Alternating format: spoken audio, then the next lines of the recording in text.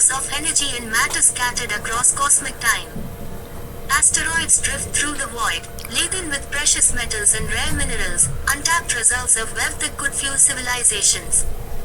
Entire planets, some cloaked in eternal storms, others bearing icy oceans or desolate plains of methane, whisper of untold possibilities. And yet, here we are, tethered to the single blue speck, precariously orbiting a modest star. Earth, in its breathtaking fragility, carries the weight of 7 billion human souls. The paradox of our existence is glaring. We are surrounded by abundance, yet scarcity reigns. Not the scarcity imposed by nature alone, but one shaped, even exacerbated, by our own hands. A bounty beyond reach. The cosmos beckons with promises of plenty. Every square meter of the sun's surface radiates more energy in a second than humanity has used in its entire history. A single asteroid, such as 16 Psyche, contains metals valued in the quintillions of dollars, enough to reshape the global economy. The moon holds water frozen in shadowed craters. Mars cradles the potential for human settlement, its ancient riverbeds hinting at a past far wetter and warmer than its present. The universe is not stingy, it is a fertile mother, offering its gifts in abundance. Yet these treasures remain tantalizingly out of reach. Our rockets can barely scrape the surface of this cosmic hoard, hindered by the daunting barriers of distance, technology, and willpower. Even as we marvel at the images from the James Webb Space Telescope, revealing exoplanets that might harbor life or resources, the gaps between stars remain cruelly vast, mocking our aspirations. The manufactured scarcity. If we are to locate the limits of our abundance, we must turn our gaze inward. Here on Earth, nature is generous but uneven.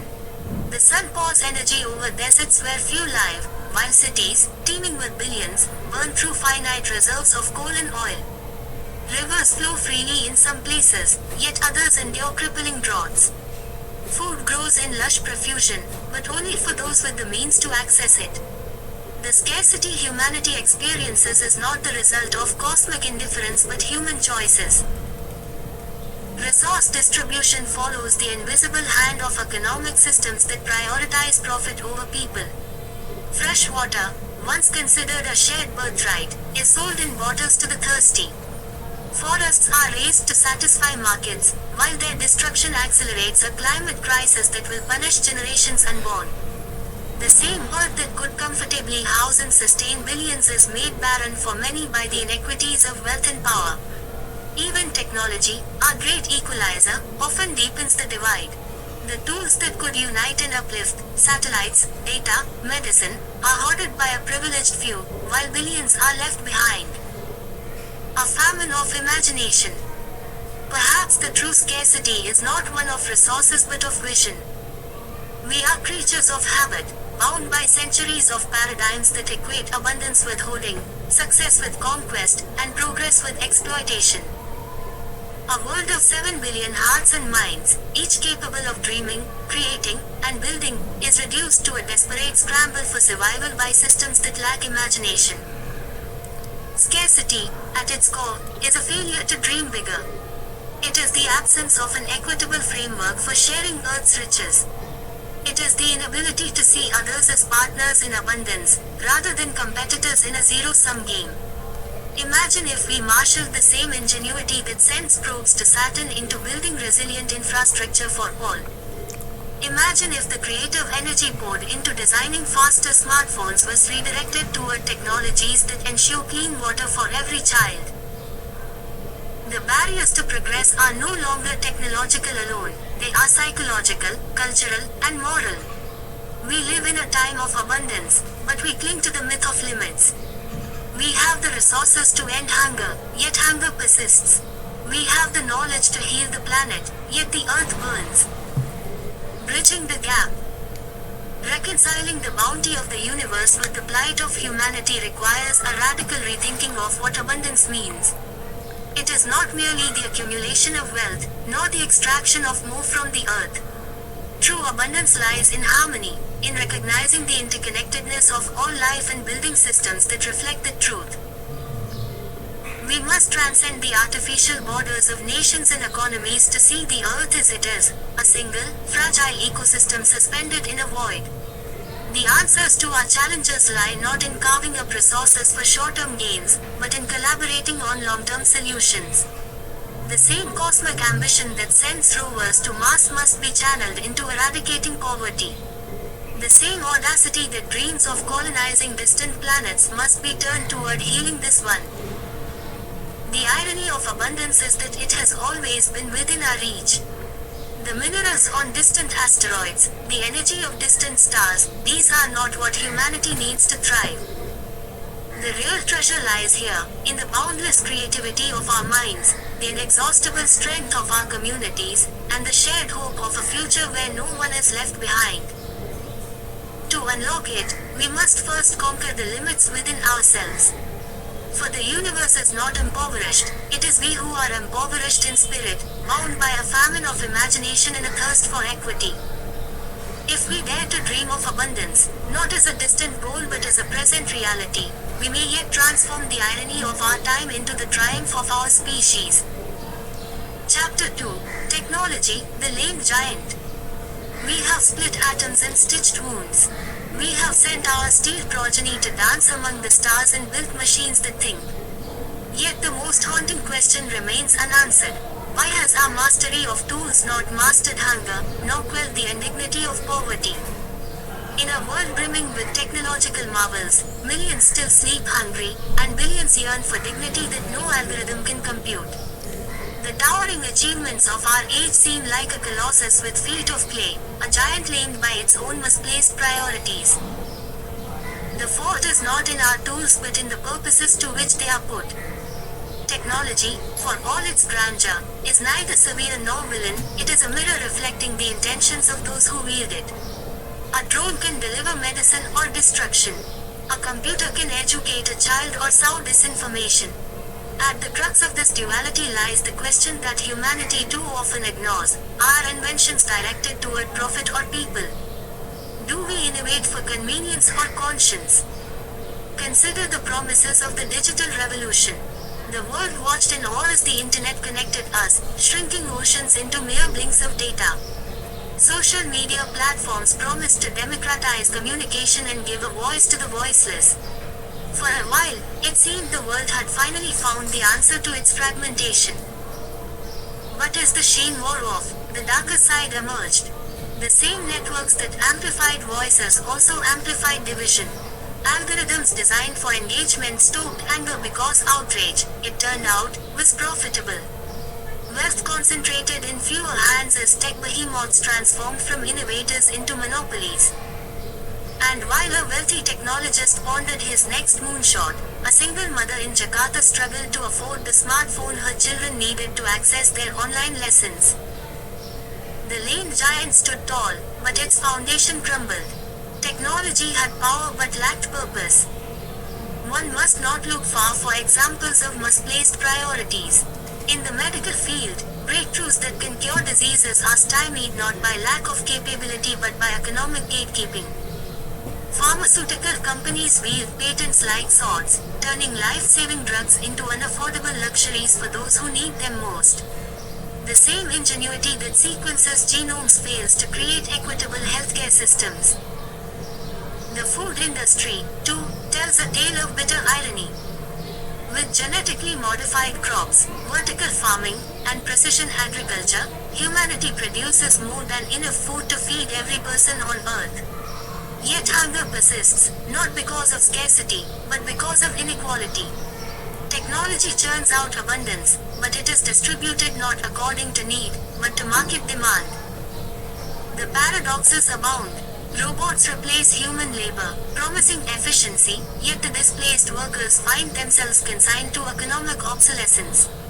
AI systems diagnose cancers with uncanny precision but struggle to understand the emotional toll of a terminal illness. Automation raises productivity but deepens the gap between the haves and have-nots. Why does the lame giant limp? Because its creators, humanity, have stumbled in defining its purpose. Like a god without compassion, technology without direction is a hollow savior.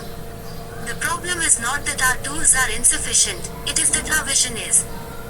We innovate as though progress were an end in itself, forgetting that the true measure of advancement is its impact on human flourishing. What might it mean to recalibrate this vision? Perhaps it begins with a simple but profound shift, from asking what we can build to asking why we build it. Instead of developing the next app for convenience, we might ask how technology can address the indignity of homelessness. Instead of creating faster delivery systems for consumer goods, we might focus on equitable access to education. The questions we ask shape the answers we find, and the priorities we set. For example, what if governments and corporations prioritize technology aimed at solving humanity's most pressing challenges? Imagine a world where the brightest minds work not on optimizing advertising algorithms but on eradicating malaria. Where artificial intelligence was deployed to map clean water access, not track consumer preferences. Where the race to Mars was paralleled by an equally ambitious race to heal the Earth. Critics may scoff at such ideals, dismissing them as naive. After all, they argue, markets drive innovation, and profits fuel progress. But history offers a counterpoint. The public funding behind the Apollo program and the Human Genome Project shows that when humanity aligns its technological ambitions with collective purpose, the results can transcend what markets alone would achieve. It is not naive to dream, it is necessary to survive. The answers we seek may not be easy, but they are essential. To ask whether we innovate for profit or people is not to reject capitalism but to challenge its supremacy. To demand technology with conscience is not to stifle invention but to elevate it. And to seek purpose in progress is not to limit our ambitions but to make them worth pursuing. The lame giant stands before us, magnificent yet flawed, waiting for humanity to reshape its priorities. Will we direct its strength toward a world where hunger is obsolete and dignity universal? Or will we allow it to falter, its potential squandered by indifference and greed? The choice is ours, and the time to choose is now. Chapter 3, Cosmic Harvest, a Feast Deferred. Above us, beyond the shimmering veil of atmosphere, lies a vast cosmic bounty. The riches of the solar system could fuel humanity's dreams for millennia. Hydrogen oceans churn within the swirling storms of Jupiter, capable of providing energy on an unimaginable scale. The red sands of Mars conceal iron veins, ripe for forging the next age of civilization. And in the asteroid belt, countless treasure chests drift through the void, filled with rare metals that could revolutionize industry. All of this waits in silence, untapped, a banquet laid out for species too divided to partake. The problem isn't one of ability. Humanity's technological advances over the past century have been nothing short of miraculous. Spacecraft capable of crossing the great voids have been tested and proven. Robots explore alien terrains, gathering data and sending it home. The theoretical frameworks for mining asteroids, terraforming planets, and even building habitats in the dark reaches of space have moved from the pages of science fiction to the whiteboards of engineers. The tools are ready, the door to the stars is open. But humanity itself remains locked in stasis. Economic inequality pits nation against nation, and within nations, it splits societies into fractured pieces. Governments hesitate, unwilling to invest in long-term space endeavors when immediate political gains are elusive. The private sector, driven by short-term profits, makes only tentative steps, dipping into space exploration when it aligns with shareholders' interests. And the general population, distracted, uninspired, consumed by the dramas of Earth. The wealth of the cosmos might as well be on the other side of the galaxy for all the good it does us.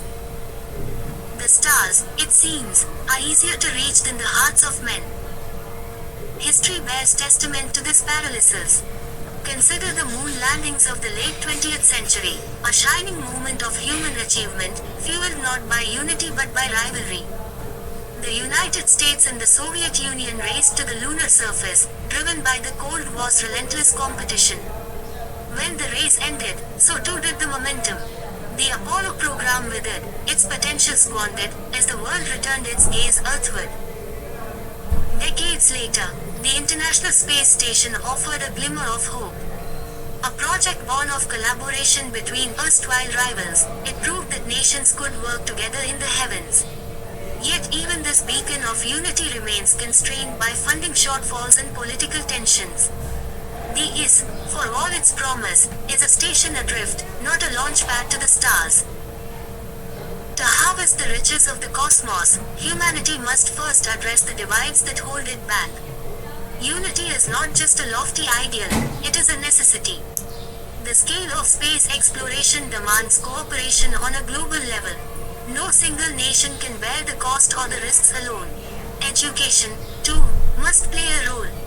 The public needs to be inspired, not with fantasies of space conquest, but with the tangible benefits that cosmic resources can bring to Earth. Cleaner energy, abundant materials, solutions to environmental crises, all of these lie within reach if humanity can muster the vision to claim them. And vision, true, forward-looking vision, has always been in short supply. Too often, leaders focus on the immediate, sacrificing the long term for the sake of the present. This short-sightedness is perhaps humanity's greatest enemy. The stars will not wait for us. Other challenges, economic collapse, environmental devastation, even war, could render the dream of space exploration moot if we do not act soon. Still, there are reasons to hope. Private companies like SpaceX have demonstrated what can be achieved with determination and innovation. International partnerships are being forged, however tenuously, to push the boundaries of exploration. And perhaps most importantly, a new generation is growing up with its eyes fixed on the heavens, unburdened by the cynicism of the past. The harvest is there, waiting. The feast of the cosmos could provide for humanity's needs, if only we can reach it. But the banquet will not serve itself. It will take effort, courage, and above all, unity to turn the dream of a cosmic harvest into a reality. Until then, the wealth of the solar system will remain a feast effort, glimpsed through telescopes and imagined in dreams, but untouched by human hands. And so, humanity waits. The stars burn on, indifferent, as they always have. But perhaps, someday, a unified Earth will look up and see not just points of light in the night sky, but the future. Chapter 4, The Mars Mirage and Earth's Promise. The red sands of Mars whisper seductively, a siren song to adventurers and escapists alike. Their allure is undeniable, a blank canvas for human ingenuity and ambition, promising a chance to start anew, free of the tangled histories and failures that mar our time on Earth. To some, Mars represents hope. To others, it is an escape. But beneath the surface of this tantalizing vision lies a stark truth. Living on that barren rock would demand an unyielding act of defiance, a relentless battle against nature, and the ruthless imposition of human will upon an inhospitable world. Imagine the day-to-day life of a Martian colonist. Beneath the faint rust-colored sky, every breath taken would rely on machinery. Every meal would depend on a meticulously calibrated system of hydroponics or imported rations. Every step outside would require a pressurized suit, designed to protect fragile human biology from the planet's lethal atmosphere. Even water, the simplest of resources, would be a treasure hoarded and recycled with desperate precision. This is not a future of boundless opportunity, it is one of survival balanced on the edge of disaster. Yet the dream persists. Billionaires promise space colonies, visionaries imagine terraformed landscapes, and science fiction fills our minds with heroic tales of Martian pioneers. Why? Why do we pour so much of our collective imagination, resources, and energy into the fantasy of Mars? Perhaps it is because looking outward is easier than looking inward. The barren landscapes of Mars, for all their challenges, are a clean slate, untainted by the failures of human stewardship that scar our own planet. But is this escapism wise? Earth, the world that cradled us, offers riches and resources far beyond anything Mars could ever provide. Here, we are not bound by the confines of a fragile dome or the limits of scarce supplies. We have air to breathe, water that flows freely, and ecosystems that, though damaged, still pulse with life and resilience. Earth is not a blank slate, but it is a living one, a complex web of systems that, given the chance, can heal and thrive alongside humanity. Imagine if we turned the same ingenuity, the same fierce determination to survive, inward instead of outward. What if the billions allocated to Mars missions were invested in restoring Earth's rainforests or cleaning its oceans? What if the technological breakthroughs designed to sustain life on Mars were repurposed to create sustainable energy and agriculture here at home? The challenges would be no less thrilling, the risks no less daunting, and the rewards infinitely greater. We romanticize the struggle to conquer Mars, to defy its harshness and bend it to our will. But why do we not celebrate the equally audacious endeavor to heal Earth? Why do we not marvel at the effort to restore balance to a planet where life already thrives? The fight for sustainability on Earth is every bit as heroic as the quest for a Martian colony, and its stakes are far higher. Consider, too, the moral dimension of our fascination with Mars. What does it say about us as a species that we dream of settling other planets even as we fail to care for our own? How can we justify abandoning Earth to its fate when so many of its problems are of our own making? Colonizing Mars may one day be a necessity, but it should never be an excuse. To turn our backs on Earth is to abdicate our responsibility to the generations yet to come. Mars will wait. Its red sands have endured for billions of years and will remain long after we are gone. Earth, by contrast, teeters on the brink. Climate change, deforestation, pollution, and inequality threaten to unravel the delicate balance that has sustained human civilization for millennia. The time to act is now, not in a distant Martian future, but here, on this fragile blue planet.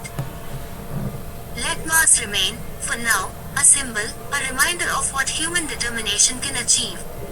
Let it inspire us to think bigger, dream bolder, and strive harder. But let us not be blinded by its allure. For all its promise, Mars is a mirage. Earth is real. It is tangible, beautiful, and worth saving. If we could summon the same passion to save Earth that we muster to explore the stars, there is little we could not achieve. This planet is not a consolation prize, it is our home, our origin, and, for the foreseeable future, our only haven in a vast and indifferent cosmos. Let us honor it, protect it, and prove ourselves worthy of the gift we have been given. In the red sands of Mars, we see the reflection of our ambition. But in the blue oceans of Earth, we find the promise of our future. Chapter 5. Education, the key to the stars and ourselves. In the end, the universe's riches are meaningless without wisdom. Stars burn, planets spin, and galaxies drift in the vastness of space, but these cosmic marvels remain indifferent to human existence. It is through understanding that we give meaning to the cosmos. Education, then, is not merely a tool, it is the alchemy by which humanity transforms raw curiosity into the gold of discovery and progress. To educate is to awaken potential. Consider the child who peers through a telescope for the first time, her breath caught by the sight of Jupiter's swirling storms or Saturn's perfect rings. In her, a spark ignites, a desire to reach farther, to uncover what lies beyond. Perhaps she dreams of becoming an astronaut or a scientist who maps distant planets. Or perhaps her dream is more grounded, but no less important, developing technologies that will allow humanity to mine asteroids, cultivate food in space, or design habitats for life beyond Earth. Education is not merely about individuals, it shapes societies. Imagine a leader who grasps the interconnectedness of economies and ecosystems, who understands that a decision in one arena, climate policy, for instance, ripples through global markets, human migration patterns, and even planetary health. Such leaders are rare, but they are forged by educational systems that prioritize critical thinking, interdisciplinary knowledge, and a sense of responsibility to the planet and its inhabitants. Education also empowers the citizen.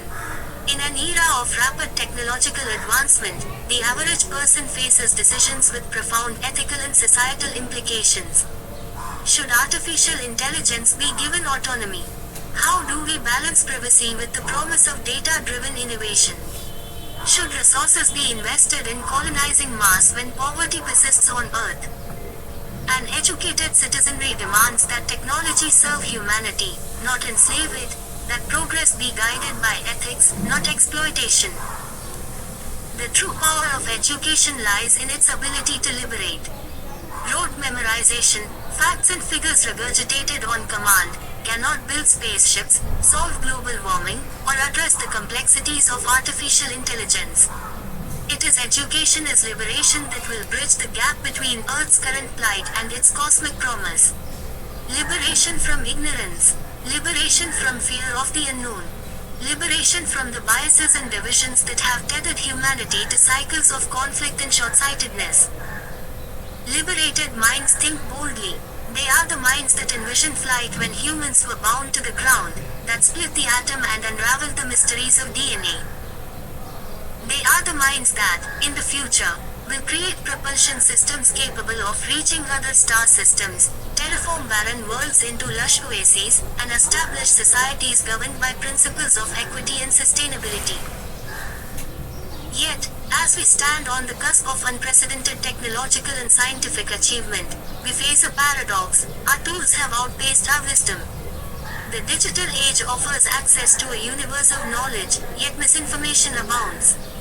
Automation and artificial intelligence promise convenience but threaten to displace millions of workers. Climate change demands urgent action, yet denial persists. The gap between what we can do and what we should do has never been more perilous. This is why education must evolve. The classrooms of the future cannot simply replicate the industrial age models of today. The education we need must be dynamic, inclusive, and lifelong. It must begin not with standardized tests but with curiosity. It must value creativity as much as logic, collaboration as much as competition.